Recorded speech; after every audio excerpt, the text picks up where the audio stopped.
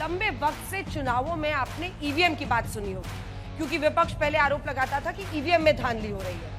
लेकिन अब special intensive revision जो बिहार के इलेक्टोरल रोल्स का, वोटर रोल का हुआ, उसको लेकर बवाल है। वोट चोरी के राहुल गांधी के आरोपों पर अब चुनाव आयोग के साथ उनकी आर पार की लड़ाई छिड़ गई है। आज राहुल गांधी ने बेंगलुरु की रैली में वोटर लिस्ट में भारी गड़बड़ी के साथ कथित सबूतों वाले एटम बम को फिर चलाया।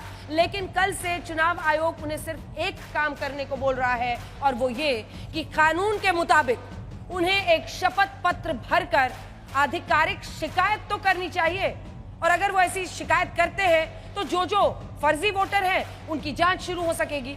सूत्रों के मुताबिक चुनाव आयोग ने राहुल गांधी के सामने विकल्प रख दिया है कि या तो वो शपथ पत्र भरे या देश से माफी मांगे। लेकिन कल से राहुल गांधी कभी कहते हैं कि मैं पॉलिटिशियन हूं, मेरा वचन ही मेरा शपथ है, तो कभी कहते हैं कि मैंने संविधान की शपथ ली है।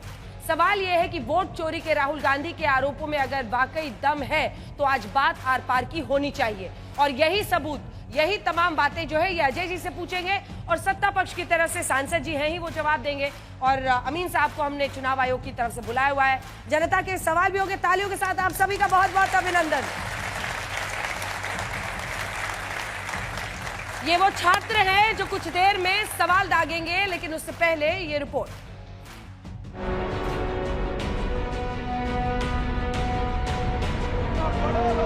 राहुल गांधी के ही शब्दों में वोट चोरी के आरोपों वाला एटम बम छोड़ने के बाद बेंगलुरु की एक कांग्रेस की रैली मानो ये साबित करने के लिए थी कि नरेंद्र मोदी को जनता ने प्रधानमंत्री की कुर्सी पर नहीं पहुंचाया, बल्कि वोट चोरी से वो जीते। अगर हमें इलेक्ट्रॉनिक डेटा मिल जाए, हम साबित कर देंगे कि हिंदुस्तान का प्रधानमंत्री चोरी करके प्रधानमंत्री बना है। बेंगलुरु की रैली से पहले राहुल गांधी ने कल वोट चोरी के जो सबूत प्रेस कॉन्फ्रेंस में देने का दावा किया था, आज उसी पर आधारित 8 मिनट का वीडियो डाला। जब मैं छोटा सा था 1980 में प्रियंका और मैं घर में लेई बनाते थे, रात को निकलकर पोस्टर चिपकाते। वीडियो में जहां अपनी और प्रियंका वाड्रा की राजनीतिक समझ पोस्टर चिपकाने के दावे से शुरू की, तो वीडियो के आखिर में मानो चुनाव आयोग से वो दो हाथ का संकेत दे रहे थे। इलेक्शन के ऑफिसर्स को साफ कह रहा हूं, आप जो कर रहे हो गलत कर रहे हो, ये ट्रीजन है, देश के खिलाफ है, ये मत भूलिए। टाइम आएगा हम आपको पकड़ेंगे, बचने वाले नहीं। कुल जमा राहुल के जो आरोप हैं वो ये हैं कि 2024 के चुनाव में जिस बेंगलुरु सेंट्रल पर बीजेपी जीती, वहां के महादेवपुरा विधानसभा सेगमेंट में 1 लाख से अधिक फर्जी वोटर हैं।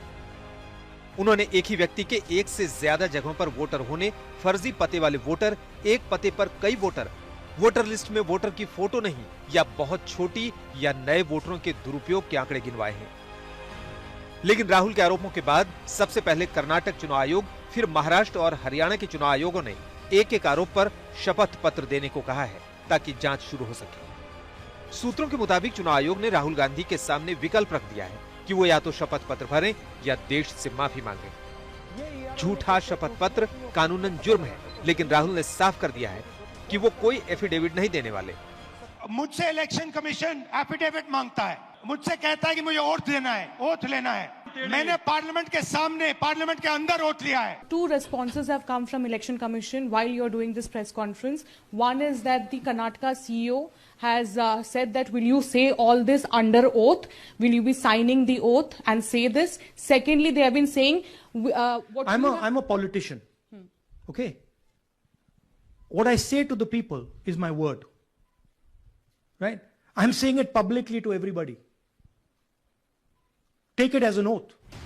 राहुल गांधी ने अपने आरोपों में आदित्य श्रीवास्तव और विशाल सिंह के जिन 2 लोगों का बेंगलुरु के अलावा यूपी में वोटर लिस्ट में नाम होने का आरोप लगाया था, यूपी चुनाव आयोग ने कहा है कि दोनों यूपी के वोटर नहीं। आज तक आदित्य श्रीवास्तव के पिता के लखनऊ वाले घर पर पहुंचा। पड़ोसियों के मुताबिक परिवार वहां नहीं रहता।